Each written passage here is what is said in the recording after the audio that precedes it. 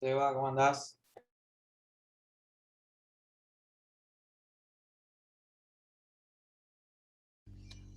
Buenas, buenas.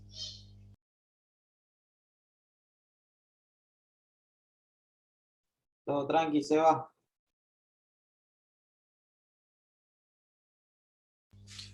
Sí, todo tranqui, por suerte.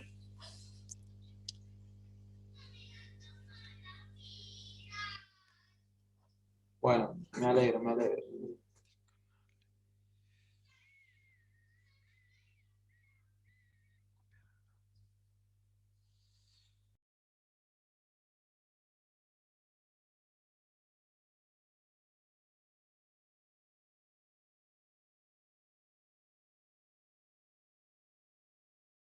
Lindo tema el de hoy. Eh, Intentasto, ¿no? ¿Van a dar su sesión? ¿Tema 28? Supuestamente, sí, sucesión es clavado, capaz que es 20 datos, sí. Sí, sí, es por lo menos lo que dice el programa. Venimos bien con el tema de los temas. Damos cada un tema completo por clase, casi. Sí, sí, sí, viene siendo así, sí.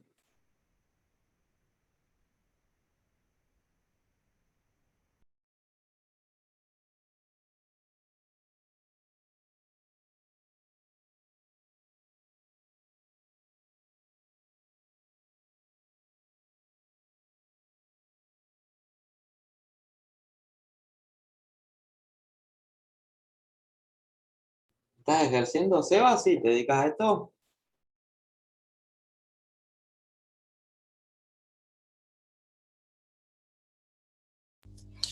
No, no, ahora no. Trabajo en una compañía de seguros. Estuve trabajando un año y pico, hace bastante ya, en Napi Segur, pero después me salió un trabajo en la compañía de seguros y bueno, nada. Por eso me colgué con la carrera en terminarla.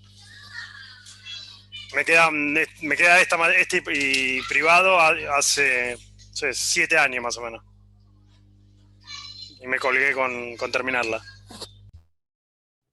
Sí, está bueno, hay que terminar la Seba ya para darle un cierre, ¿viste? Después si querés hacer un posgrado, un doctorado, lo que sea, bueno, ya es otra cosa. No, aparte es una mochila que tengo hace este tiempo que no la aguanto más. Así que este año, bueno, lo que pasa también justo me hice la casa, estuve con un montón de kilómetros y no podía dedicarme de lleno. Así que este año más o menos me acomodé y dije, bueno, voy a terminar. Espero ahora probar este cuatrimestre y el cuatrimestre que viene privado y recibirme, ¿viste? Vamos a ver si llego bien. Sí, Seba, está muy bien, está muy bien. Sí, lo que se nota es que la tenés muy clara, tenés todo muy lúcido. No, viste, trato de leer un poco y aparte, bueno, después de tanto tiempo, hace mucho que no cursaba, viste, ya después de tanto tiempo de cursar hay un montón de cosas que se me empiezan a refrescar, entonces trato de ir leyendo viste, y bueno, nada. Haber laburado en el estudio también me ayudó, por más que fue poco tiempo, pero bueno, la verdad que estaba bastante oxidado con este tema y estoy retomando un poquito el ritmo.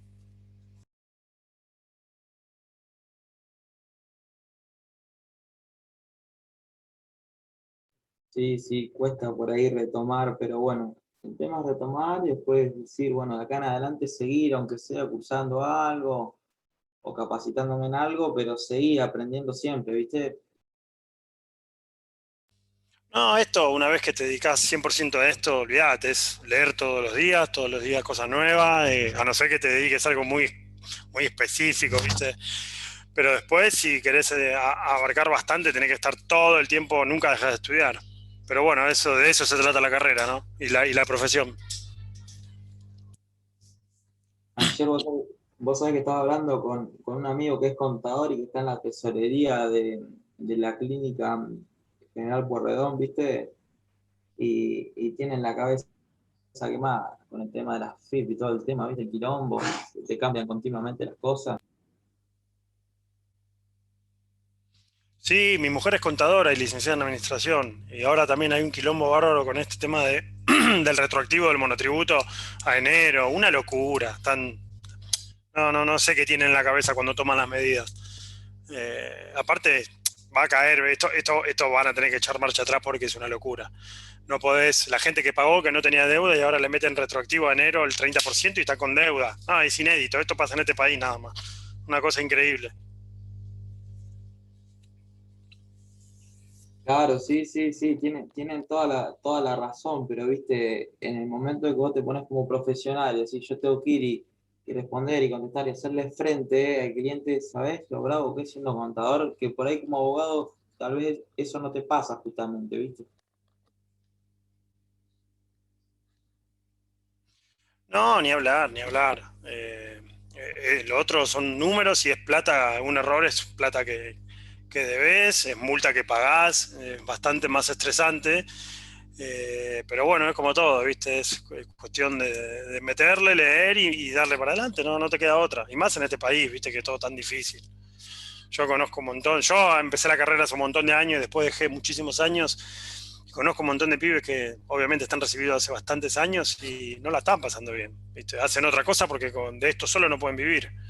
Entonces es como todo, ¿viste? Hay que buscarle la vuelta y sobre todo seguir, como decís vos, meterle algún posgrado y seguir capacitándote para engrosar el currículum, porque si no es complicado. La verdad que es complicado.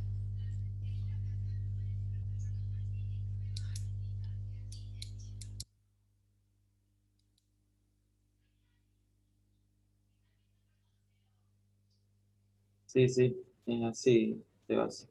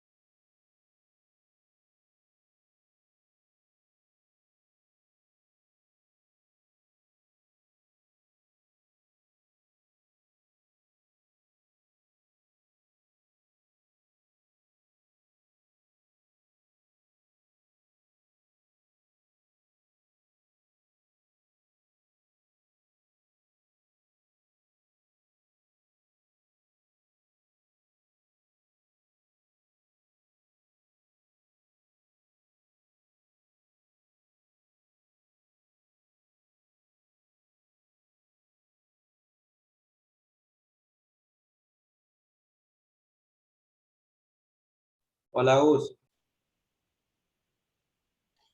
Olis, ¿cómo va? Bien, bien, acá andamos con pocas ganas. Ay, no.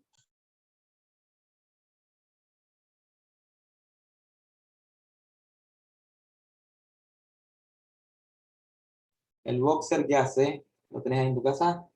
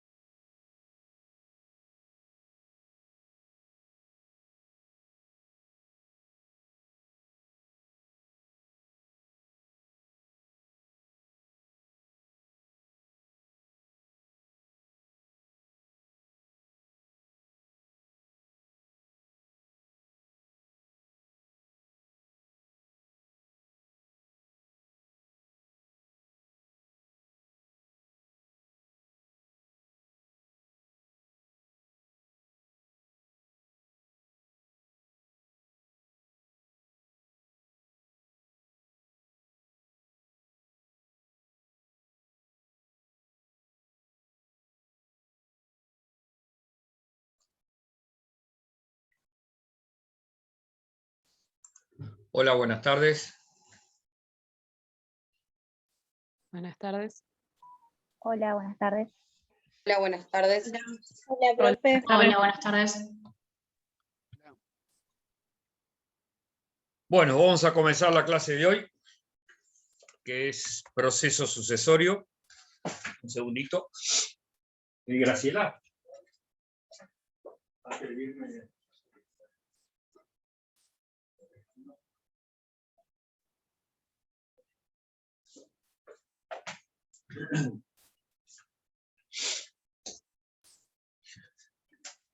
Perdón. Hoy vamos a ver todo lo que es Matías nuevamente. Lo veo acá a Matías, que estuvo en la clase de hoy a la mañana, pero bueno. Digo, Sí, querrá escuchar. profe, cuando te queda la última materia, andás así, como bocina de avión. Bueno. La idea es hoy, obviamente, verlo desde el punto de vista lo más práctico posible, dado que partimos de la base que ustedes ya tienen visto el tema sucesorio, así que tratamos de exponer desde el punto de vista más práctico posible el tema del derecho sucesorio. Justamente hoy yo les decía que la mejor forma de entender todo el proceso sucesorio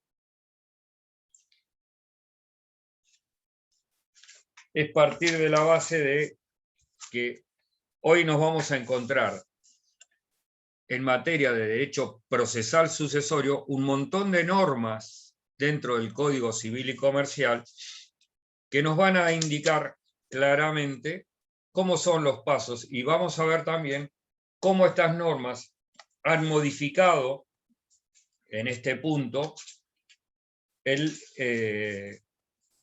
Código Procesal. Es importante tenerlo en cuenta porque esto nos va a llevar a que muchas veces lo que nos pasa, más que nada en los exámenes, es que responden de acuerdo al Código Procesal y la realidad es que esas normas han sido modificadas. Lo primero que voy a tener en cuenta es, bueno, dentro del Código Civil y Comercial, que la transmisión de los derechos por causa de muerte aparece a partir del artículo 2277, cuando dice la muerte real o presunta de una persona, causa la apertura de la sucesión y la transmisión de su herencia a las personas llamadas a sucederle por el testamento o por la ley. Si el testamento dispone solo parcialmente de los bienes, el resto de la herencia se difiere por ley. Y heredero es la persona a quien se transmite una universalidad o una parte indivisa de la herencia, y legatario el que recibe un bien particular o un conjunto de ellos. Primer punto, ya tenemos claro qué es el derecho sucesorio, pero lo primero que voy a tener en cuenta es lo que dice el 2335. ¿Cuál es el objeto del proceso sucesorio? Y acá aparece descrito claramente en el artículo 2335. Nos dice claramente, tiene por objeto identificar a los sucesores, determinar el contenido de la herencia, cobrar los créditos, pagar las deudas y legados y cargas, rendir cuentas y entregar los bienes. Cuando uno mira este concepto, claramente entendemos que se trata de un proceso que es muy parecido, si uno pudiera compararlo con un proceso de carácter, es un proceso de carácter universal, parecido a lo que ustedes estudiaron cuando vieron el tema de concursos. ¿Por qué? Porque fíjense que lo primero que tendremos es a identificar a los sucesores, luego determinar el contenido de la herencia, cobrar créditos, pagar deudas, rendir cuentas y repartir lo que queda. Ahora bien, Para ordenarnos, vamos a ver que también en el Código Procesal lo que vamos a encontrar a partir del 724 son normas generales aplicables a todos los procesos sucesorios. Luego, en el 734 vamos a ver normas particulares del proceso sucesorio a intestato y luego del testamentario. Primer punto. En segundo punto, a tener en consideración, cuando nosotros vamos a promover un proceso sucesorio, lo primero que tengo que tomar en consideración es dónde debo iniciarlo. ¿Cuál es el juez competente para entender en el proceso sucesorio? Y en esto no ha innovado el Código Civil y Comercial, y la competencia aparece claramente identificada en el artículo 2336. Dice que la competencia para entender en el juicio sucesorio corresponde al último domicilio del causante. El tema de la competencia atribuida al último domicilio del causante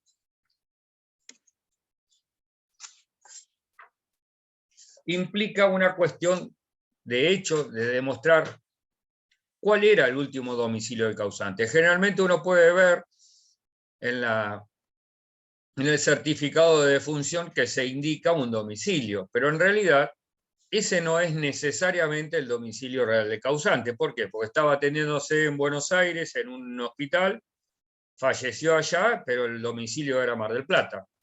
Entonces, cuando nosotros denunciamos el domicilio real, no precisamente tiene que coincidir con el domicilio que figura en el certificado de defunción. Esto ténganlo presente porque muchas veces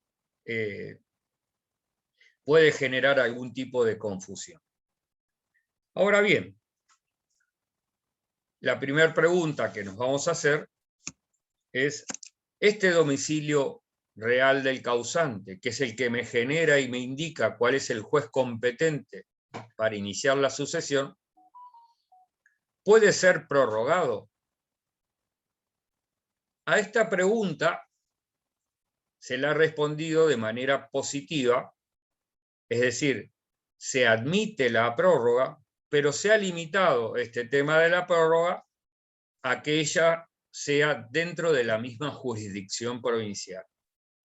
Es decir, ya desde hace mucho tiempo, en este tema, la Corte Suprema de Justicia, y luego obviamente lo aceptaron los tribunales inferiores del país, en un viejo precedente, hoy no lo dije Matías, hoy lo puedo decir ahora, Gilmes-Pacher, claramente la Corte Suprema admitió la prórroga de la competencia, pero siempre dentro de la misma jurisdicción.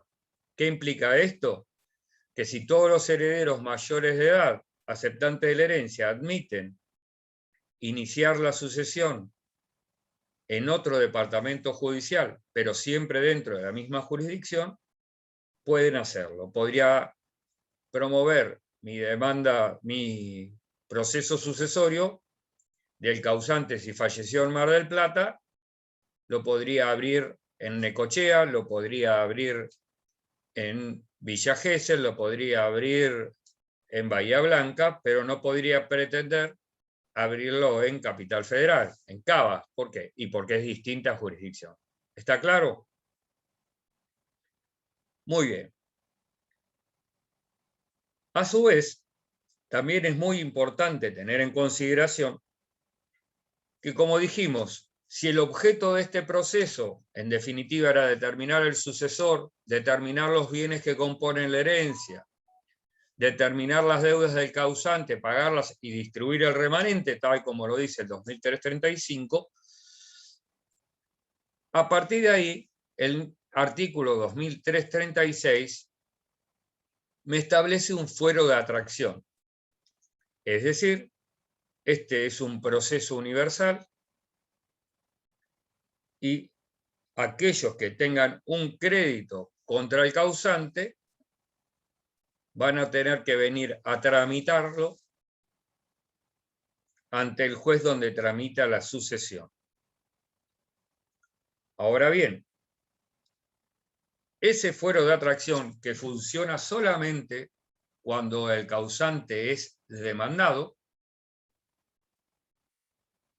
¿sí?, es limitado. ¿Por qué es limitado? Porque solamente van a ser atraídas las acciones de carácter personal contra el causante. Las acciones reales no van a ser atraídas. Por eso decimos que es un fuero de atracción, limitado a las acciones personales y pasivas. Si el causante, si hay que iniciar un juicio cuyo crédito pertenecía al causante, seguirá la competencia establecida para ese determinado proceso. ¿Está claro? Ahora, cuando el causante era demandado o debiera ser demandado por una acción personal, esa acción personal va a ser atraída. Si bien el artículo 2336 del Código Civil trajo algún tipo de complicación en cuanto a su texto, porque parecía que no era el mismo texto que tenía el 3283 del Código Civil y Comercial,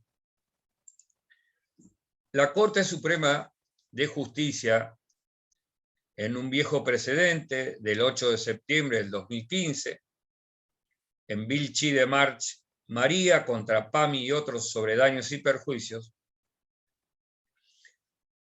indicó que ese fuero de atracción era idéntico al que tenía previsto el artículo 3284, inciso cuarto del Código Civil. Es decir,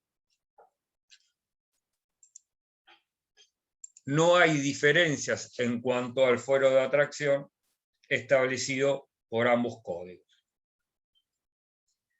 Ahora, ¿hasta cuándo dura este fuero de atracción? ¿Hasta cuándo son atraídas las acciones contra el causante?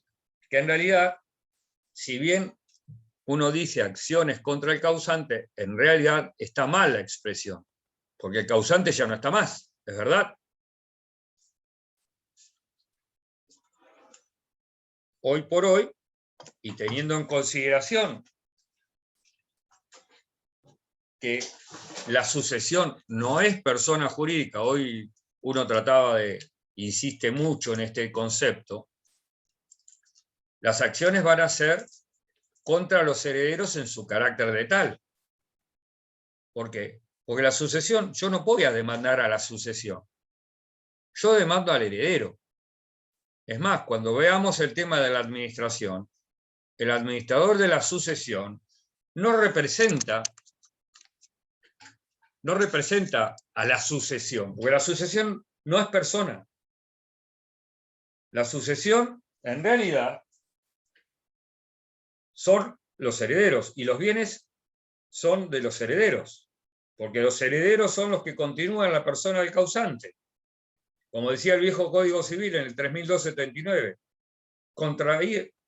el heredero continúa la persona del causante y resulta acreedor y deudor de lo que el causante es.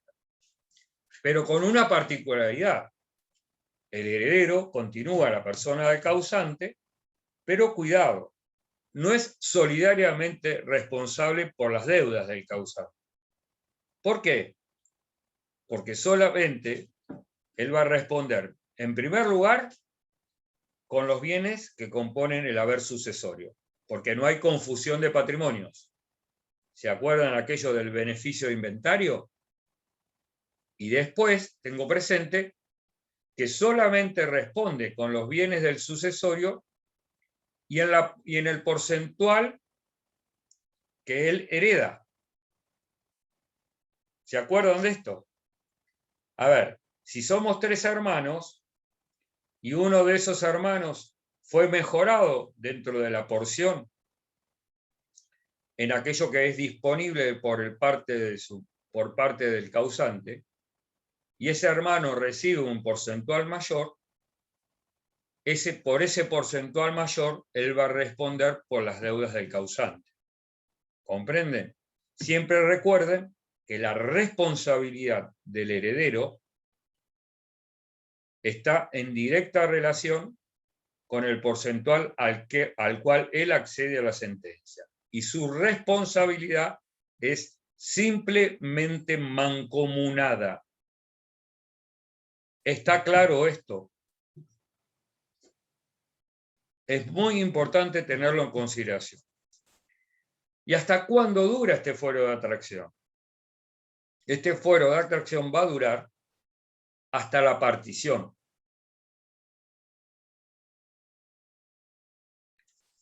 Y ahora es muy importante tener en cuenta algo.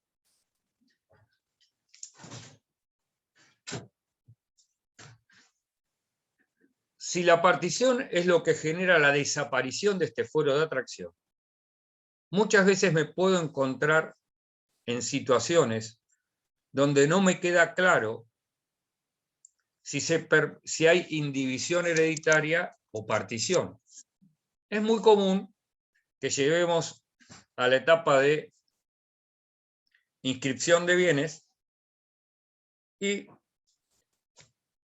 se diga, bueno, acá denunciamos el bien, pedimos su inscripción, somos 3 herederos, y el juez, ¿qué dice? Habiéndose cumplido con la tasa de justicia sobre tasa, declaración jurada patrimonial, se pagaron los honorarios de los abogados, pagado el impuesto a la transmisión gratuita de bienes, etcétera, etcétera, ordénase la inscripción de la declaratoria de herederos en el registro respectivo. Libramos un oficio donde ponemos a las 3 herederas, Rocío, Agustina y Luisina, que están acá presentes, tomo los nombres, ¿no? Pero fíjense que van a aparecer las 3 como titulares de dominio en un porcentual indiviso.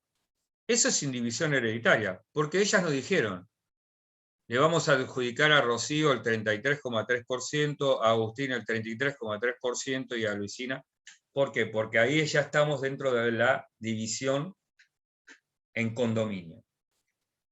Entonces, la simple inscripción de la declaratoria no implica partición. Esta es la enseñanza.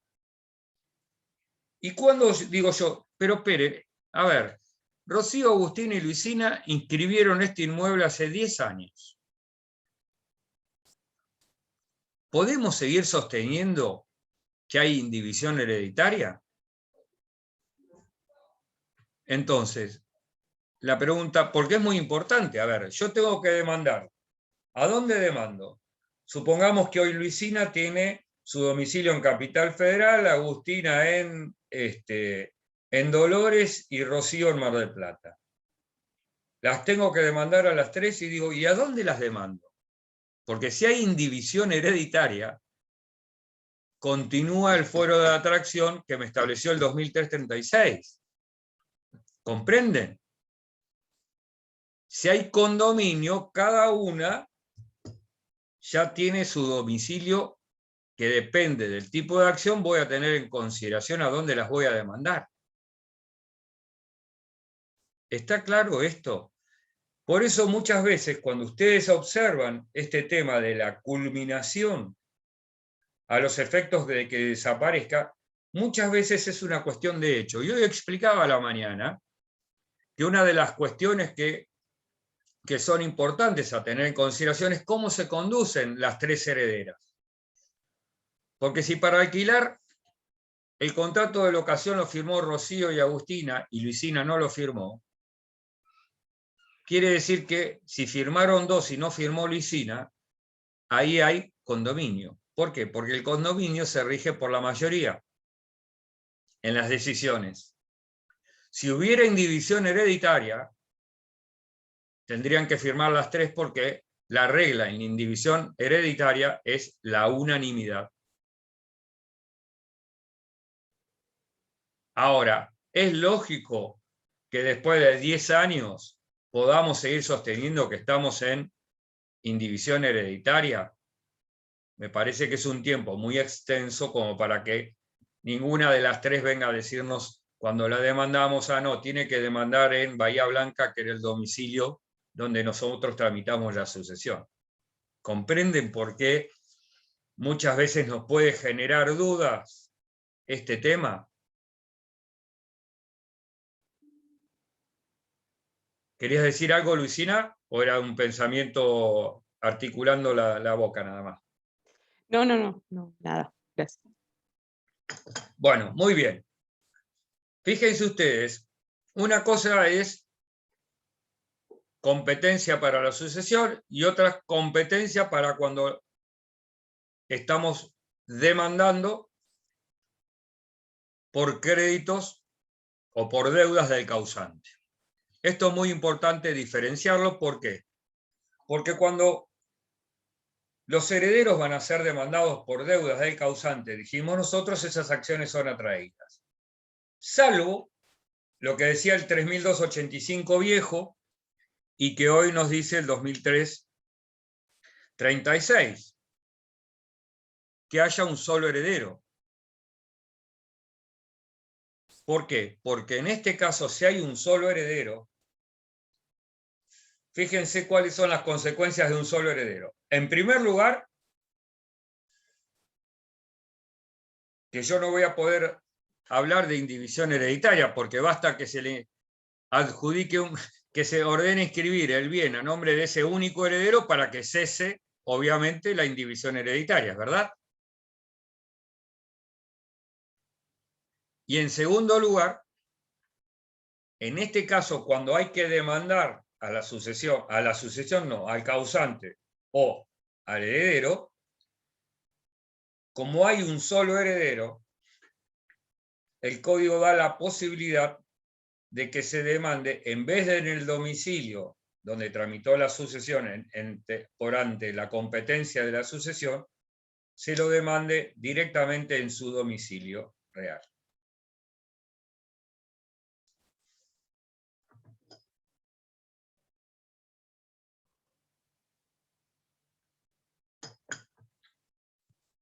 ¿Estamos bien hasta acá? ¿Alguna duda? Porque esto por ahí trae algún tipo de confusión y muchas veces se confunden entre prórroga para la apertura de la sucesión y prórroga para el inicio de acciones. Las acciones deben ser entabladas, dijimos, ante el lugar donde tramitó la sucesión o, si hay heredero único, ante el domicilio del heredero único. Yo tengo una duda en cuanto a Sí, eso. dale, Karim. En ese supuesto, no es necesario que sea, en el supuesto de que el heredero único no haya iniciado el proceso sucesorio, ahí es cuando el acreedor puede hacerlo en su domicilio, o... No, porque vamos por me partes. confundo, o No tiene nada.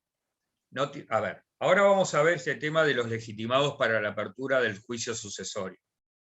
¿Sí?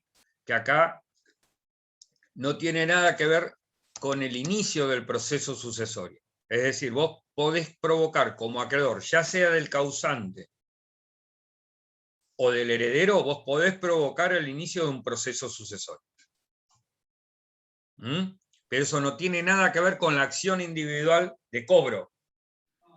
Claro, porque yo había leído o había entendido de que en el supuesto de que el heredero único no iniciara el proceso, podría, salvo en ese supuesto, el acreedor, ya sea del causante o del heredero, iniciar en el domicilio del heredero único. No, es que no es. A ver, pero son dos cosas diferentes, ¿entendés? Es decir, Claro. Vos como acreedor del causante o como acreedor del heredero, podés impulsar el proceso sucesorio. El objetivo es diferente. Ahora lo vamos a tratar. Cuando el que trata de que se lleve adelante el proceso sucesorio para determinar quién son los herederos y a quién tiene que demandar, es acreedor del causante. Pero el acreedor del heredero también puede provocar el inicio del sucesorio. ¿Por qué? Porque le interesa que ese heredero, que era insolvente hasta ese momento, incorpore un bien a su patrimonio que le dejó el causante. Entonces, él también puede provocar la apertura del proceso sucesorio. ¿Comprendés? Ah, está bien. Sí, sí, sí. Son dos sujetos, o sea, son dos sujetos diferentes, que van a actuar de una manera que ahora lo vamos a ver, que es común. Lo que pasa es que el interés es diferente. ¿Está? Ok. Entonces, Muy bien. una consulta más porque no me queda bien en claro. No hay Entonces, si, por consultas, ejemplo, preguntas y nos... Pero para eso pregunta. estamos, Karina, Karim, es para eso tenemos los profesores. Y en ese supuesto en el que el acreedor lo inicie ante el domicilio del heredero único, elija ese domicilio. Es que vos no que podés iniciar, no. Vos nunca podés iniciar el sucesorio ante el domicilio es heredero acciones, único. específicamente es acciones. Eso es solamente claro. Está bien, me Es había decir, confundido. No. Esto es cuando vos vas a demandar por el cobro de un crédito que tenías contra el causante. ¿Me comprendés? O, Sí. entonces, ahí lo que se provoca es decir, ¿a dónde lo voy a demandar? ¿Lo voy a demandar a Mar del Plata o este heredero único que tenía su domicilio en Bahía Blanca? La sucesión se abrió en Mar del Plata y ahí vemos que hay un solo heredero. Pero también él tiene su domicilio real. ¿Sabés por qué? Porque no lo sacás, en definitiva, de su juez natural. Entonces no le causa perjuicio al que le inicies la acción, aun cuando el crédito era del causante. Está bien, ahí me quedó claro. Bien. Gracias. Por eso siempre insisto en que muchas veces trae confusión esto de la apertura del proceso sucesorio y otra el fuero de atracción, que acuérdense, es limitado, es de orden público, es decir, no puede ser dejado de lado por la voluntad de las partes. Bien. Cuando uno lee el artículo 700... Perdón. Sí, dale. No, quería hacer una pregunta de lo último del tema de la indivisión hereditaria, que no me quedó Sí. claro el límite al final. Que usted dijo que no A era ver. lógico que después de 10 años. Claro. Cuando vos pensás en indivisión hereditaria, Felicitas, estás pensando en que todas las decisiones respecto de ese bien son por unanimidad. ¿Sí? ¿Por qué? Porque estás dentro de una comunidad establecida por la ley y esa comunidad te impone la unanimidad. No podemos alquilar si no estamos todos de acuerdo. ¿Sí? Claro que muchas veces te va a ocurrir que se te presentan situaciones donde vos decís, ¿acá hay indivisión hereditaria? ¿O este bien que, como decíamos hoy, está a nombre de Rocío, Agustina y Luisina, ya podemos decir que desapareció el fuero de atracción? Entonces vos ahí decís, y ante la duda, a ver, ¿hace cuántos años inscribieron este título? Hace 10 años. Y es de suponer que ya no podemos seguir hablando de indivisión hereditaria. ¿Comprendés?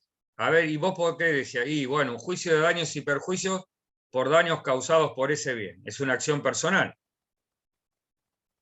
Y ahí vos tenés 3 personas que son dueñas, capaz que tienen 3 domicilios reales diferentes. Claro, Y sí, vos decís, entiendo, pero pensé que había una regla. no, por sé, eso te decía, ese análisis de la situación de hecho. Bien. Tenés un contrato de locación, vos celebrás un contrato de locación con ellas 3. Y eso te genera una acción personal. Y vos que ahí decís, se inscribió el bien ahora, firmaron las 3, están las 3 de acuerdo, y esto pareció una indivisión hereditaria. Entonces, cualquier planteo de acción personal va a seguir el fuero de atracción del sucesorio. Ahora, si después de 10 años haces un contrato de locación y te lo firma Rocío y Agustina, entonces vos ya ahí vas a interpretar que es un condominio. Doctor, una pregunta con respecto a eso. ¿Cómo, Sí, si no está hecha la partición, ¿cómo cae la indivisión? Digamos, si no está hecha. ¿Cómo, después de tanto tiempo como dice usted? ¿Por qué interpretás vos que es que es un condominio y no una indivisión? Exacto. Pues es una cuestión de hecho, es lo que te decía yo. Ah, Tendrás que analizar distintos aspectos para decirle y que el día de mañana te planteen una excepción de incompetencia. perfecto, está bien, gracias. ¿Por qué? Porque como no hay ninguna norma que te diga que por la simple, es decir, la simple inscripción a nombre de los herederos no implica partición. Esta es la regla, digamos. ¿Está? Esto es importante tenerlo en cuenta. ¿Por qué? Por las consecuencias respecto de la competencia.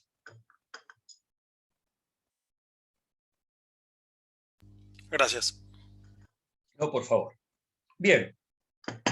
¿Qué es lo que nos dice el Código Procesal en el artículo 324?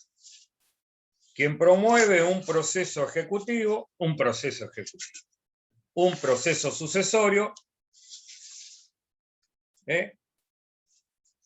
deberá acreditar prima facie el carácter de parte legítima. ¿Quiénes son los legitimados para solicitar la apertura de un proceso sucesorio? Y son muchos los legitimados. En primer lugar, hay herederos que tienen una investidura de pleno derecho y hay otros herederos que requieren al juez investirlos de tal carácter. Fíjense ustedes que cuando nosotros miramos este tema de cómo es el tema de la apertura del proceso sucesorio, tenemos herederos legítimos, que son aquellos que son los llamados a recibir la herencia, el 2424 del Código Civil nos habla de ellos.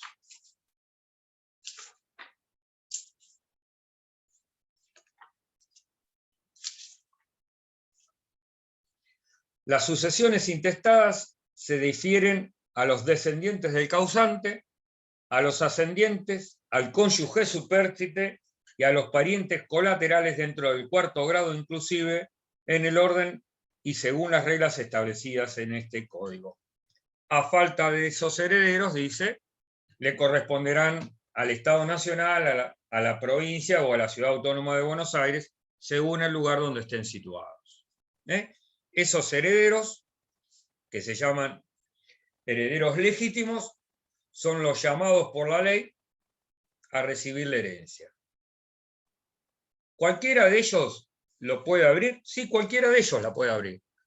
Justamente yo les decía hoy, les hacía esta pregunta. Existiendo descendientes, ¿puede un colateral solicitar la apertura del proceso sucesorio?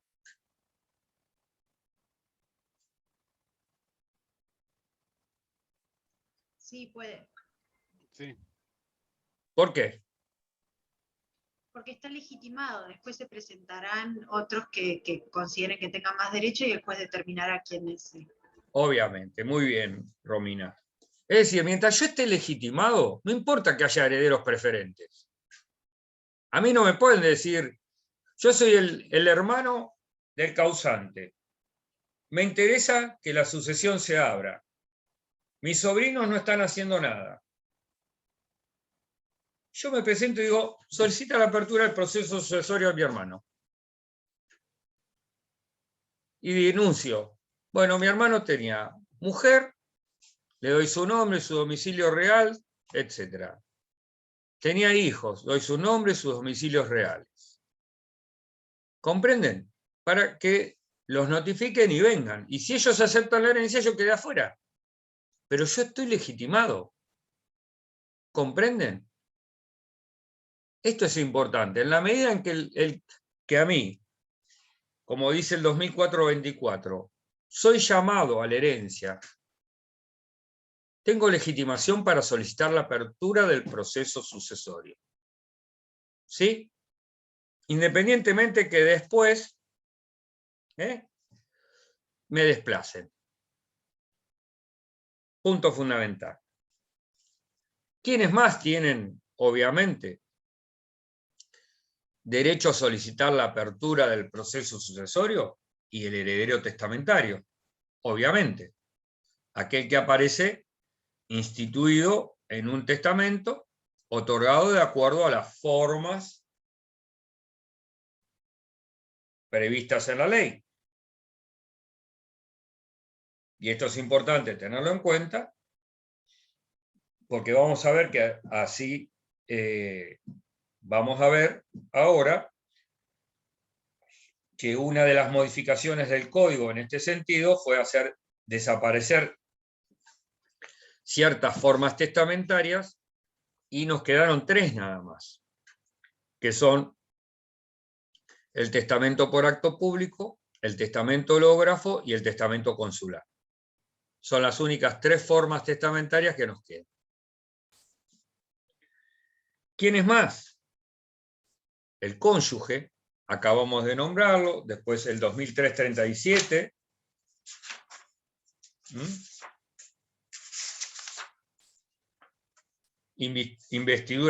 Habla de la investidura de pleno derecho. Si la sucesión tiene lugar entre ascendientes, descendientes y cónyuges, el heredero queda investido en su calidad de tal desde el día de la muerte del causante, sin ninguna formalidad o intervención de los jueces, aunque ignore la apertura de la sucesión y su llamamiento a la herencia. ¿Quién es más? Lo más gracioso, digamos, no lo más gracioso, lo particular en materia del cónyuge, es que el cónyuge es heredero en los bienes propios del causante. ¿Es verdad? ¿Por qué? Porque los bienes gananciales es socio. De los bienes gananciales él se va a llevar el 50%. Y en los bienes propios va a concurrir con los descendientes en partes iguales. Pero claro, se le reconoce legitimación para la apertura del proceso sucesorio sin saber a la fecha de la apertura si existen o no bienes propios del causante que generen su vocación hereditaria. ¿Entienden lo que les digo? Yo todavía, a la fecha de la apertura del proceso sucesorio, al cónyuge le doy legitimación sin saber si es heredera. Por eso cuando ustedes vean el tema de la declaratoria de herederos, van a ver que en la redacción final dice: declaro en cuanto al lugar por derecho que por fallecimiento del señor fulano de tal, le suceden en el carácter de herederos sus hijos, fulano de tal y fulano de tal, y su cónyuge, fulana de tal o fulano de tal, este último, en los bienes propios, si los hubiere, y sin perjuicio del derecho en los gananciales. ¿Sí? Pero bueno, ¿se le reconoce legitimación? Sí, tiene legitimación. Aunque no sabemos si si va a ser heredero o no, si existen o no bienes personales del causante. ¿Quién es más? Los acreedores. Fíjense ustedes que ahí al lado del 729 del Código Procesal le van a tener que agregar, ver artículo 2289 y 2292 del Código Civil y Comercial. Pónganlo porque es una remisión necesaria. ¿Por qué? Porque en primer lugar, el 729 preveía una intimación extrajudicial para aceptar o repudiar la herencia. Eso desaparece con el Código Civil y Comercial. ¿Por qué? Porque ahora a quien debo pedirle la intimación es al juez. El acreedor debe pedirle al juez que intime al heredero para que acepte o repudie la herencia, como dice el 2289. Cualquier interesado, con una particularidad que ahora voy a explicar del 2289. Dice, cualquier interesado puede solicitar judicialmente que el heredero sea intimado a aceptar o renunciar a la herencia en un plazo no menor de 1 mes, ni mayor de 3 meses, renovable una sola vez por justa causa. Transcurrido el plazo sin haber respondido a la intimación, se lo tiene por aceptante. Esto es importante porque fíjense, ¿se acuerdan que el silencio no es manifestación de voluntad, salvo que haya una obligación legal de expedirse?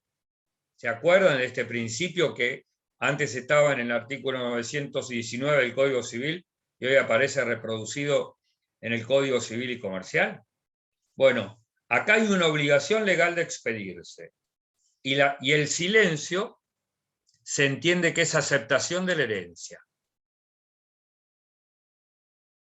¿Está? Si ustedes leen el 729, fíjense lo que hablaba. El 729 les decía que yo podía intimar. Venía el cliente al estudio, yo le redactaba una carta documento y se la mandaba al heredero.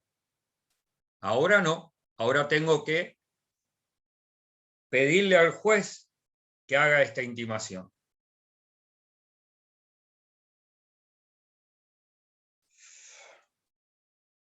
Ahora, este sería el acreedor,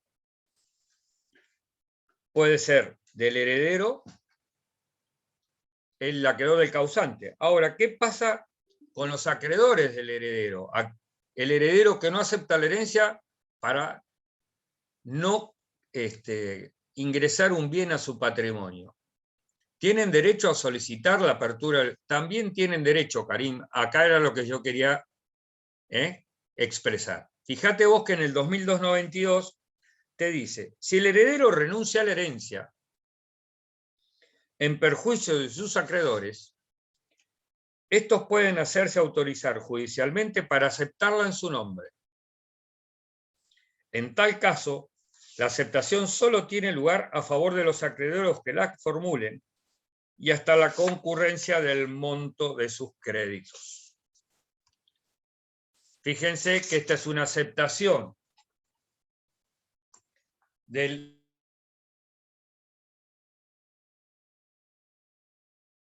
y que implica que este acreedor, que esta aceptación tiene un límite, y ese límite es el monto del crédito del acreedor que lo solicita.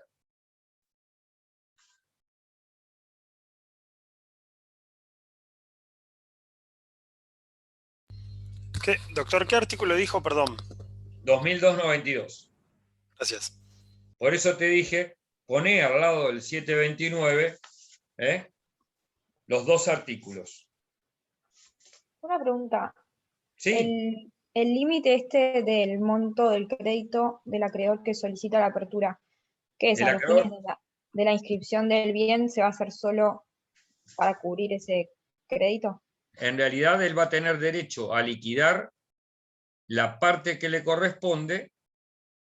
¿Por qué? Porque en lo demás va a crecer los restantes herederos. ¿Comprendés? A ver, yo tengo una deuda, un crédito de 10. Yo voy a obtener que me cubra ese crédito de 10. Por eso te dice, el límite es el monto del crédito del acreedor del heredero. ¿Por qué? Porque en lo demás, que no aceptó la herencia, acrecen los restantes herederos. ¿Comprenden esto? Si a este heredero le toca una parte de 100.000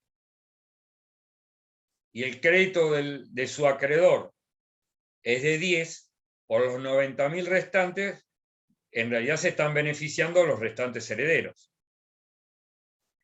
¿Por qué es esto? Porque esto es muy fácil. A ver, para entenderlo bien, fíjense ustedes que con este tipo de sistema yo podría decir, bueno, a mis hermanos, chicos, acepten ustedes la herencia porque yo tengo unos despioles bárbaros, estoy mal económicamente y tengo muchos acreedores, acepten ustedes la herencia, se la reparten entre ustedes dos y después me dan mi parte a mí por fuera. Entonces yo jorobo de esta manera a mis acreedores. Entonces, los acreedores, ¿qué pueden hacer? Dicen, no, para. Yo tengo un crédito. Claro, el interés de cada acreedor es diferente. Entonces, cada uno va a actuar por su propio interés. ¿Por qué? Porque aquel que no actúe, lo que va a hacer es favorecer a los restantes herederos que van a crecer. ¿Está claro hasta acá? Bárbaro. Muy bien. ¿Quiénes más tienen derecho a promover un juicio sucesorio? El cesionario de la herencia, obviamente, el artículo 2302 del Código Civil y Comercial.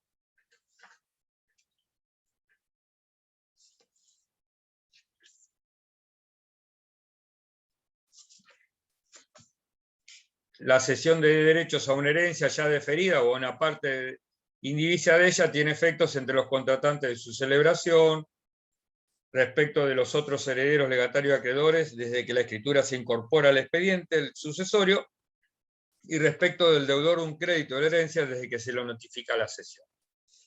El cesionario de los derechos hereditarios puede promover el juicio sucesorio. Tengo una También, pregunta. Uy, perdón. sí, claro, Lisina, obviamente. ¿Cómo se compatibiliza esto de que el cesionario puede abrir el proceso sucesorio con la prohibición de pacto sobre herencia futura? O sea, tiene que haber fallecido el causante. No, es que vos no podés cederle los derechos hasta que no muera el causante. Claro, pero ya una vez fallecido el causante está No hay habilitado, ningún a pesar de que no hay... inconveniente. Perfecto. Suponete, Luisina, vos tenés una casa que heredaste de tu papi y no hiciste la sucesión porque no tenías dinero. Y vos decís, la quiero vender. Perfecto. Podés hacer un boleto de compra-venta y decir, bueno, dejar en una cláusula establecido que vas a poder escriturar una vez que se tramite el sucesorio de tu papá y luego de que se ordene la inscripción, recién ahí vas a transferir. ¿Sí? Entonces vas a cobrar un saldo de precio a esa fecha. O la otra opción que vos tenés es decir, bueno, soy la única heredera, te cedo los derechos hereditarios y hacé vos la sucesión, encárgate de inscribir y te bajo. Y obviamente que el precio va a ser diferente. ¿Comprendés? Es decir, sí, perfecto. ¿de qué te sirve la cesión de derechos? Sí, que muchas veces, o entre hermanos, mi papá ya me cedió en vida un determinado bien. Entonces, ¿qué hace tu hermano? Te cede los derechos sucesorios de su parte, ¿por qué? Porque queda otro bien que tu papá dijo que era para vos. Entonces, ¿por qué pueden aparecer estos? Y bueno, muchas veces tienen que ver con ese tipo de situaciones. Yo ahora tengo el caso de unos hermanos que en vida del papá, el papá le adjudicó a la hermana de mi amigo un determinado bien y se tuvo que hacer la sucesión, ¿por qué? Para poder adjudicarle el otro bien inmueble a mi amigo. ¿Y qué hizo ella? Directamente le cedió los derechos hereditarios al hermano. ¿Está? Entonces, esa es una forma por la cual vos puede aparecer el tema de la cesión de derechos. Una pregunta. Profesor. Sí, claro.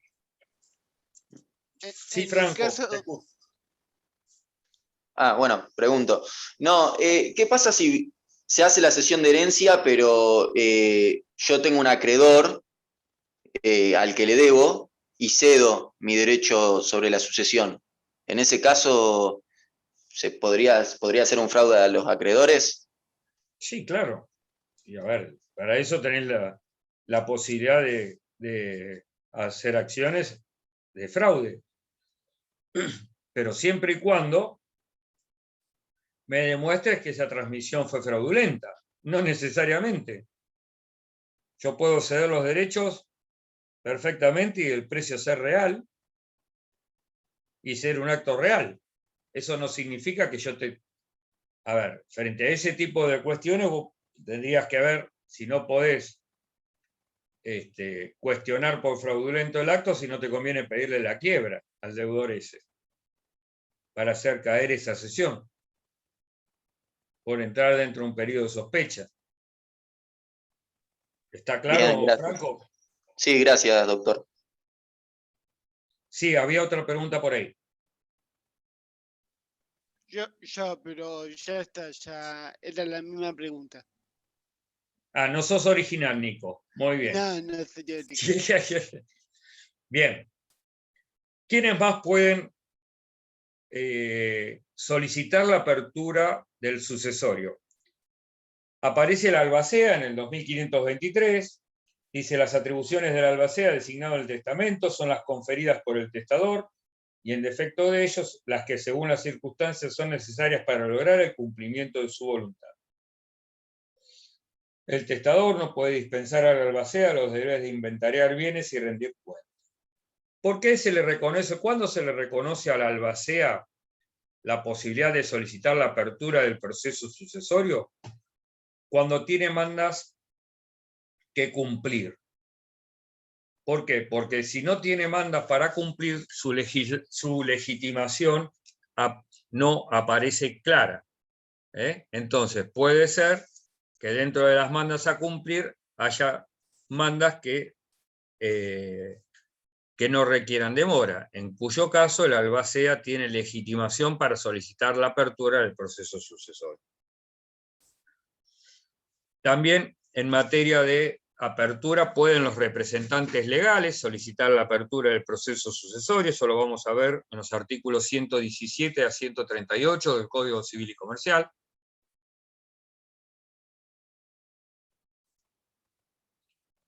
También hemos visto hoy que hay una ley muy vieja, que es la ley 163 del año 1865, que aparece la posibilidad de que el cónsul extranjero, respecto de los nacionales que han dejado bienes en el país y que no tienen herederos en el país, puedan solicitar la apertura del proceso sucesorio en nuestro país.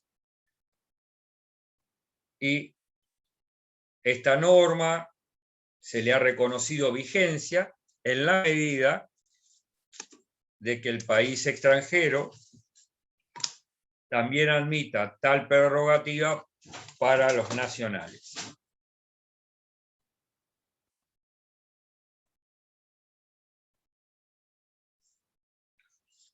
También aparecen dentro de los facultados para solicitar la apertura del proceso sucesorio el legatario de cosa cierta, situación prevista en el 2278 del Código Civil y Comercial.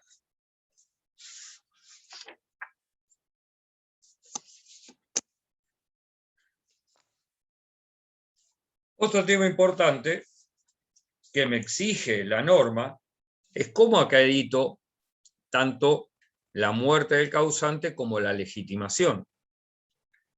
Y esto lo tengo que hacer, como dice el Código Civil y Comercial, a través de las correspondientes partidas. Artículo 96 del Código Civil y Comercial, tanto sean las partidas de nacimiento, matrimonio, defunción, etc.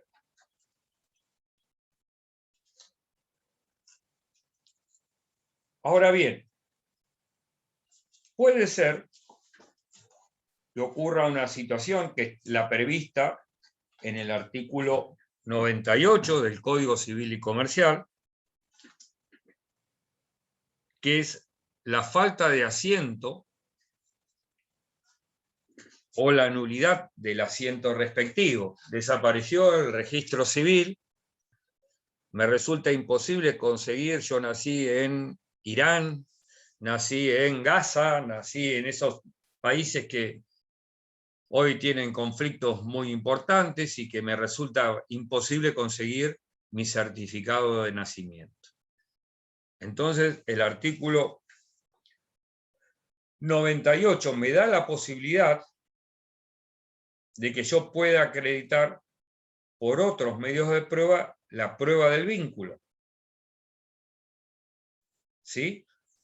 Para esto, fíjense ustedes que el objeto de mi proceso va a ser el objeto de mi proceso es acreditar el vínculo, pero para poder acreditar, ir por la vía del artículo 98, primero tengo que acreditar la imposibilidad de conseguir esa partida, ya sea por destrucción del registro o por dificultades que hacen imposible conseguirlo, y luego sí ofrecer cualquier medio probatorio que demuestre el vínculo con el causante. Por ejemplo, puedo tener una partida bautismal, puedo tener la planilla de inscripción en el colegio respectivo donde firma el papá,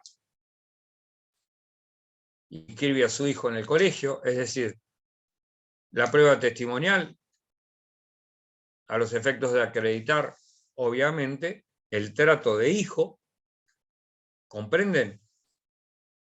Muchas veces, esto lo vamos a ver cuando lo veamos en el tema de la acreditación del vínculo ya dentro del proceso de la sucesión al intestato, vieron que habitualmente nosotros vemos que se publican edictos, y dicen esos edictos, se cita por el plazo de 30 días a acreedores y herederos a que vengan a hacer valer sus derechos, ¿es verdad? ¿Vieron alguna vez un edicto?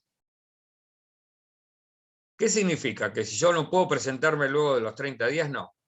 Eso no implica que yo no pueda presentarme después y pedir la ampliación de la declaratoria de herederos. Pero puede ser que dentro de esos 30 días yo no pueda acreditar mi vínculo. Y acá tengo dos caminos, chicos, o distintos caminos. Por un lado, le puedo pedir al juez que, dadas las dificultades que yo tengo para acreditar el vínculo, me amplíe el plazo de 30 días. Por otro lado, hay otro camino que tiene previsto el código, que es un camino de carácter patrimonial, que es el que me da el artículo 736. Es que los herederos mayores de edad que hubieran acreditado el vínculo conforme a derecho, en forma unánime, ellos pueden aceptar otros herederos o acreedores del causante.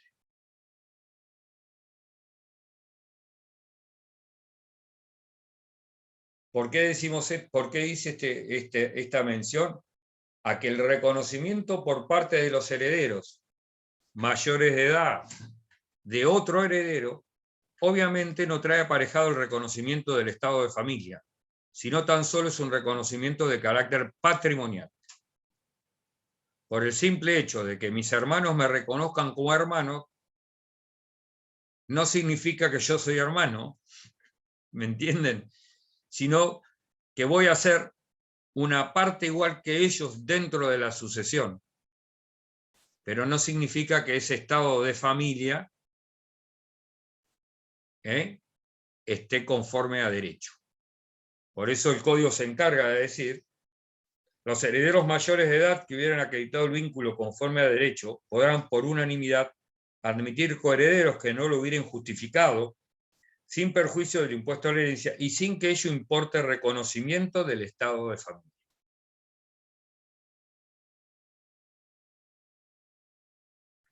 Y dice: los herederos declarados podrán en iguales condiciones reconocer a acreedores del causante. ¿Saben qué es eso de reconocer a acreedores del causante? Fíjense ustedes que yo dije recién que llamábamos a herederos y acreedores para que se presenten en autos, ¿no? Dentro del plazo de 30 días. El acreedor que lee el edicto dice: bueno, del Cerro que se murió, bien muerto está. Se ponen contentos y dicen que del Cerro está muerto, ¿no? Ya me doy cuenta por esa carita. No se sonrían. Bien. Del Cerro se murió, me debía plata. Y yo tengo acá un cheque que había librado del Cerro que fue rechazado en su pago. Entonces ustedes dicen: los viene a ver un cliente y dice: ¿cómo hago yo para cobrarle ahora que se murió? Bueno, acá tenemos una primera vía más fácil, más barata, y es presentarme en el proceso sucesorio y decirle, miren, yo soy acreedor del causante. De esa presentación que ustedes hacen, se les va a correr traslado a los herederos. Eso se llama lo que es el reconocimiento de créditos de legítimo bono. ¿Ven lo que acabo de leerles a ustedes en el 736? ¿Cuál es la consecuencia? ¿Qué pasa cuando yo le doy traslado a los herederos? Rocío, Agustina y Luisina son las herederas. Tenemos que notificarlas a ellas y ellas tienen que expresar en forma.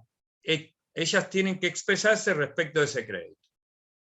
Para que el crédito sea reconocido como crédito cuya deuda pertenece al causante, las tres, en forma expresa y sin condicionamientos, deben reconocer el crédito. Si Rocío guarda silencio, ya ese crédito no es reconocido. ¿Por qué? Porque fíjense que el código decía en forma expresa. Es decir, el silencio es rechazo. El reconocimiento con condicionamientos es rechazo. Y ustedes me dicen, y ahora el acreedor del causante, ¿qué tiene que hacer para cobrar? Tiene que iniciar un juicio. ¿Me entienden? ¿Por qué? Porque la única forma. ¿Qué pasa si las tres, si Rocío, Agustina y Luisina reconocen el crédito? Ese reconocimiento del crédito implica tener un título ejecutorio. ¿Se acuerdan cuando vemos los títulos ejecutivos y ejecutorios? Ese reconocimiento expreso de las tres del crédito significa que este acreedor del causante tiene derecho a que le paguen y, si no, con ese título ejecutarlas. Pero cuidado, que Rocío, si las tres tienen un crédito, una deuda, esa deuda será un tercio, un tercio y un tercio. Porque dijimos hoy que era la responsabilidad de ellas era simplemente mancomunada. ¿Se acuerdan? Lo dijimos al comienzo de la clase.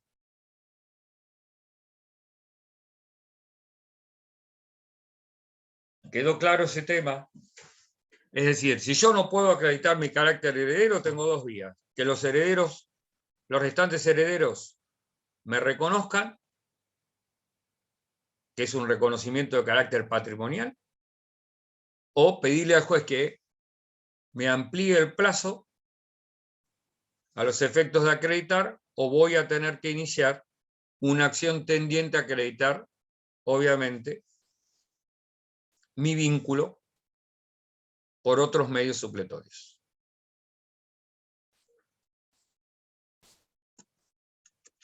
¿Qué cargas asumo yo cuando promuevo una sucesión? Si es una sucesión a intestato o testamentaria, es exactamente lo mismo. ¿Por qué? Porque tengo la carga de denunciar otros herederos por nombre y domicilio.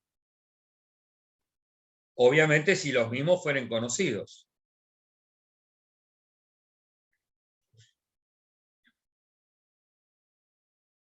Además, hoy le explicaba,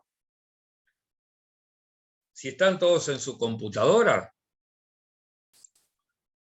pongan ustedes certificado negativo IPS.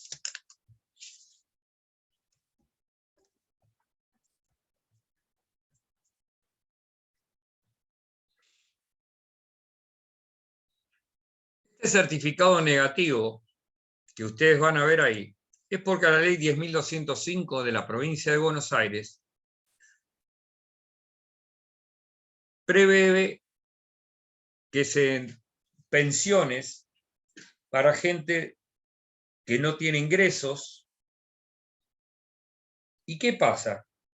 Si en un proceso sucesorio se determina que esta persona que era beneficiaria de este tipo de pensiones graciables tenía bienes,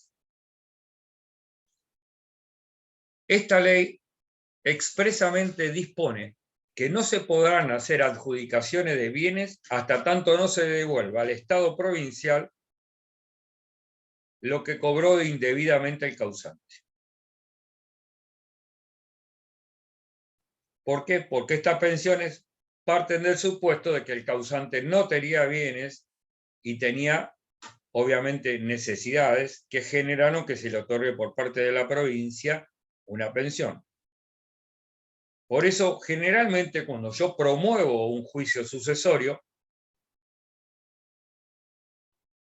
acompaño conjuntamente con este escrito donde solicito la apertura del proceso sucesorio, esta planilla que ustedes la van a obtener directamente cargando solamente los datos que le pide, que es el número de documento y el sexo. Nombre y domicilio, perdón, nombre, número de documento y sexo. Doctor, una pregunta, pero si los bienes los adquiere después por una donación o por lo que sea. No importa, tiene que, ahí debiera perder ese beneficio. Ah, está bien, pero no tiene que devolver lo que ya había cobrado, si los adquiere con Bueno, posterioridad. porque la situación es sobreviniente. Ah, perfecto. ¿Me entendés? Pero si siguió y si siguió cobrando indebidamente, sí, sin haber denunciado esa situación, por aquello que cobró indebidamente, debe restituir. Perfecto. ¿Mm?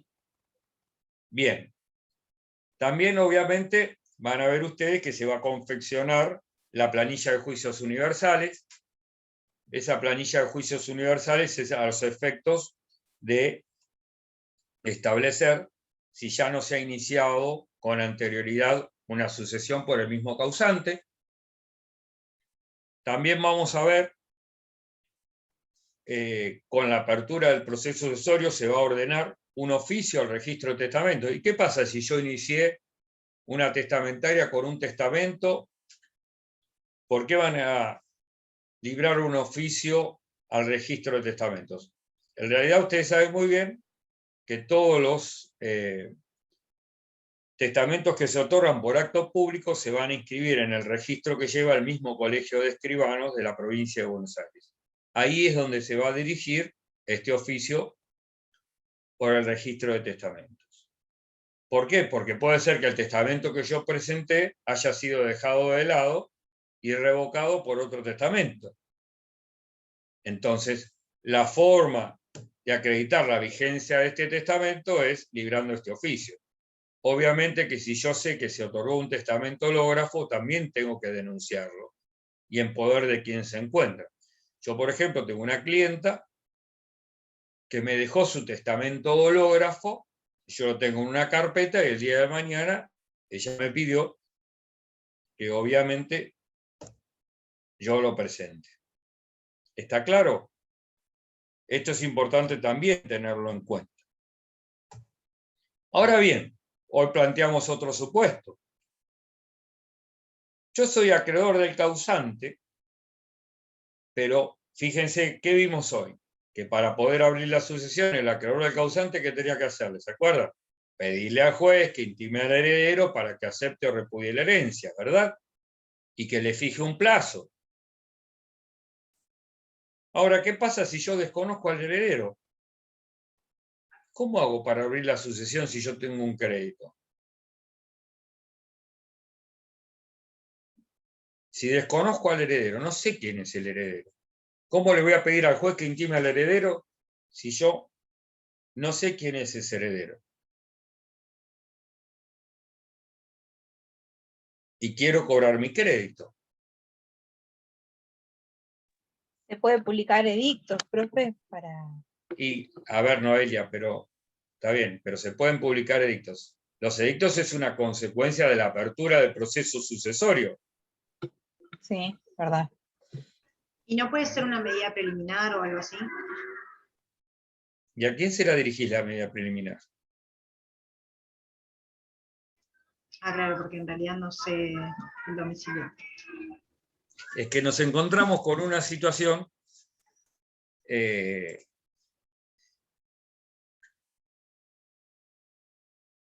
ahora Nicolás me hace una pregunta, ahora te contesto, Nicolás. En estos casos, claro, yo no tengo legitimación para la apertura directa, porque eso se prestaría a muchos abusos. Entonces, lo que tengo que hacer cuando desconozco al heredero es denunciar la herencia como herencia vacante, para que el fisco abra la sucesión. Porque no se olviden que el fisco es el dueño de los bienes sin dueño. Y el fisco va a generar que se citen a herederos y acreedores del causante. Si se presentan herederos, seguirán los herederos. Y ahí yo puedo presentarme como acreedor del causante, ¿comprenden? Pero yo no puedo provocar la intimación porque desconozco la persona del heredero. Y como no tengo forma de averiguarlo,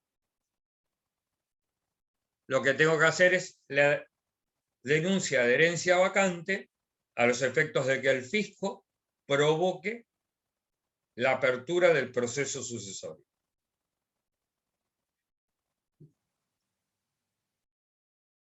Acá Nicolás me hace una pregunta, y es: ¿el testamento hológrafo con fecha posterior al realizado por acto público tiene validez? Perfectamente. Obviamente que, a ver, son distintas formas de testar. Cualquiera que utilice, en la medida en que comprenda los mismos bienes del testamento anterior, obviamente el testamento posterior, si implica una revocación de la anterior manifestación de voluntad, no importa la forma que tenga. No va a tener más validez el testamento por acto público que el hológrafo, o que uno consular. ¿Está claro entonces? O sea, no importa la forma del testamento. Si cumple con todas las formalidades, ese testamento será válido. ¿Claro? Hemos visto legitimación, competencia. Un solo punto final, que se vincula con el artículo 725 y las medidas asegurativas. Fíjense que este artículo 725, que habla de medidas asegurativas, tiene por objeto, en primer lugar, individualizar bienes y documentación del causante, y en segundo lugar, son medidas tendientes a conservar esos bienes del causante. Estas medidas conservativas o asegurativas pueden ser originadas ya sea a pedido de parte, de oficio por el juez, o en definitiva por solicitud del Ministerio Público.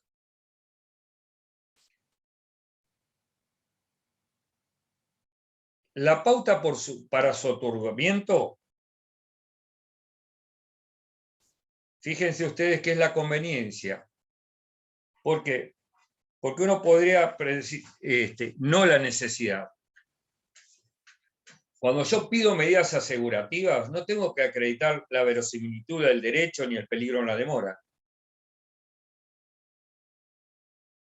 Obviamente, este tipo de medidas asegurativas no pueden exceder el ámbito del derecho sucesorio.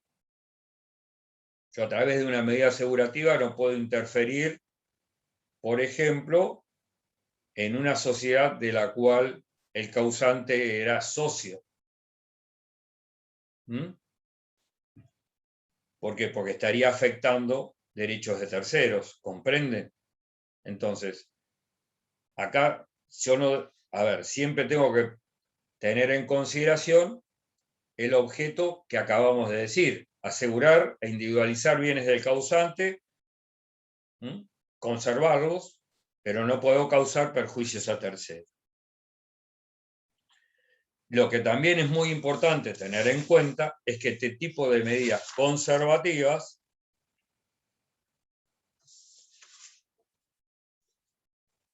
permiten el dictado amplio de medidas que pueden ser típicas o atípicas, de acuerdo a la situación de que se trate. Por ejemplo, una típica medida puede ser un inventario de bienes. Puede ser que el causante sea titular de una caja de seguridad. No es lo mismo que sea titular él con autorizados que sea cotitular en una caja de seguridad. ¿Por qué?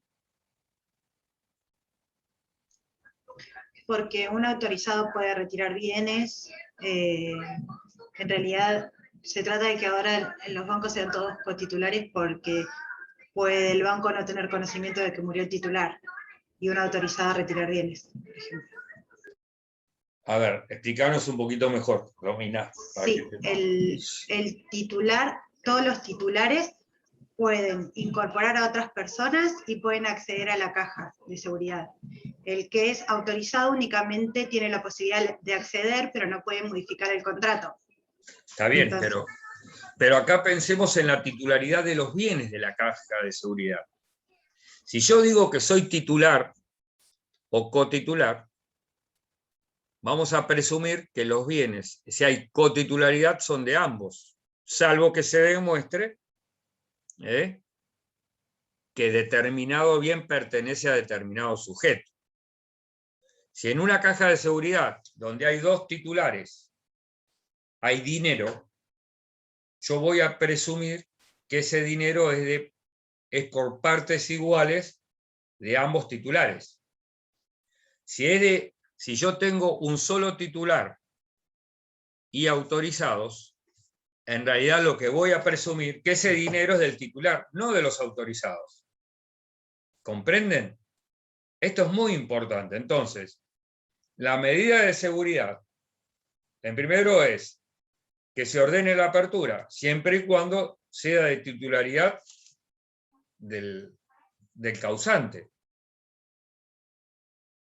para poder realizar el inventario, y yo voy a presumir, a partir de esa exclusiva titularidad, que lo que hay dentro de la caja es de exclusiva titularidad del causante. Ahora, si hay cotitularidad respecto de la caja, yo voy a pensar que esos bienes son de cotitularidad de ambos sujetos.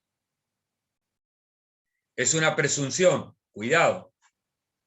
¿Por qué? Porque yo puedo demostrar que el dinero que ingresó a la caja fue producto de la venta de un bien propio mío y que yo lo ingresé a la caja.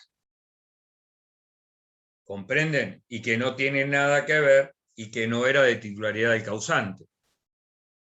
¿Está claro? Entonces, por eso es tan importante determinar, en este caso particular, si hay titularidad exclusiva o si hay cotitularidad. ¿Comprenden? Muy bien. No sé si tienen alguna pregunta de lo que hemos visto hoy. La idea era... Perdón. Sí, claro. No, que yo en realidad tengo una pregunta, pero no de lo que se dio, sino de algo que decía el material, no sé si se la puedo hacer. Sí, claro, lo que quieras. Respecto al escrito de inicio, Sí. Que el material dice que se puede iniciar con un poder especial o poder general, pero para aceptar la herencia sí o sí se requiere poder especial.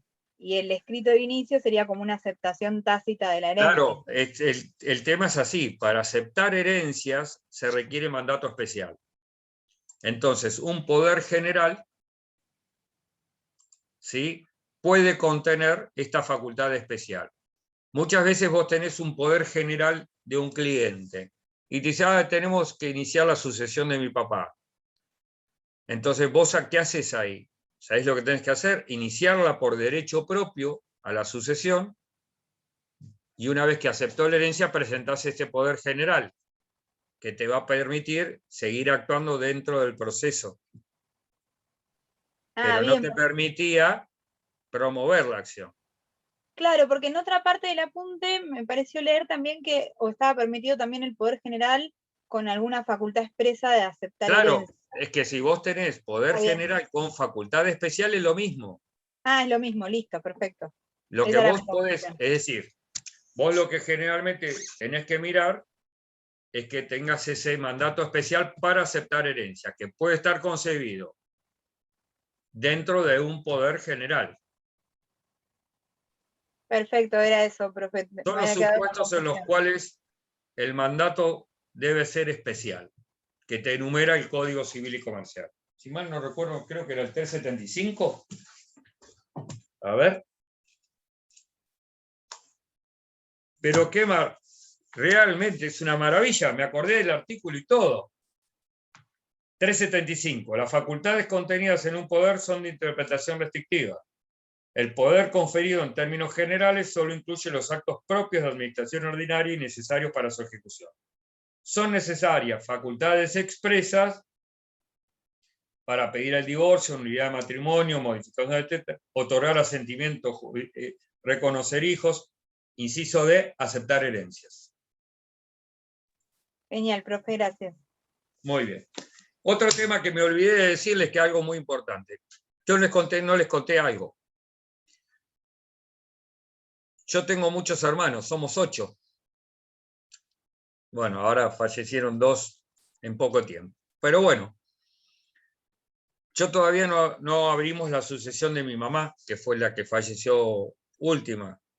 Yo puedo acreditar el vínculo de todos mis hermanos y la relación con mamá y todo, con la declaratoria de herederos de mi papá. ¿Por qué? Con una copia certificada de una declaratoria de herederos, quiere decir que yo antes ya acredité los vínculos entre aquellos que fueron relacionados con el causante.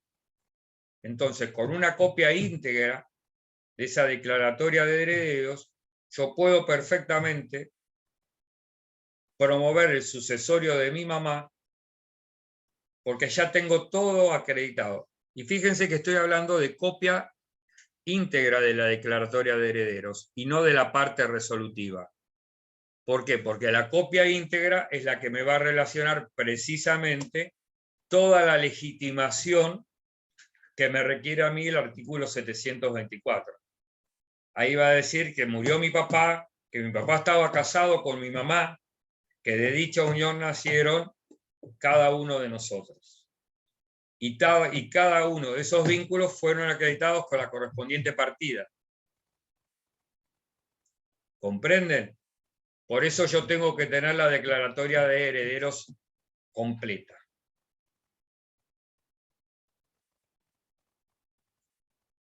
¿Alguna duda más sobre lo que hemos visto hoy? Jochi, ¿te estás durmiendo? Te veo. No, solo puse la cara. Aburrida. Bueno. No. Si no tenemos nada más, nos vemos, si Dios quiere, el día lunes. Un beso grande. Chau, chau. Luego, saludos. Gracias, hasta luego. Chao, gracias. Doctor, ¿ya se conectó? No. No, le quería hacer una pregunta que era más. Quería esperar al último porque no tenía nada que ver con. O sea, tiene que ver con el proceso sucesorio, pero. Siempre me generó la duda en cuanto a los testamentos y no me acuerdo por qué en su momento en procesar no lo pregunté. Si hoy yo hago un testamento en el cual dejo como mi único bien es mi casa y dejo mi casa como en ese testamento no sé, a mi vecino porque lo quiero un montón. Yo después con esa casa durante mi vida, ¿la puedo vender? ¿La puedo disponer? Sí, porque en definitiva el testamento va... Yo entiendo que el testamento es una declaración de última voluntad, surte efecto cuando me muera. Exactamente. Antes podés saberla, si la vendés, listo, se quedó sin se queda herencia. sin testamento, digamos, no tiene nada para reclamar. Esa era mi duda. No. Siempre. No. Está bien. Siempre tuve esa duda, yo digo, y no puede reclamar nada, una indemnización, algo así. No, para nada. Está bien. Siempre tuve esa duda. Bueno. Bueno, muchísimas gracias. Abrazo. Chao, chao.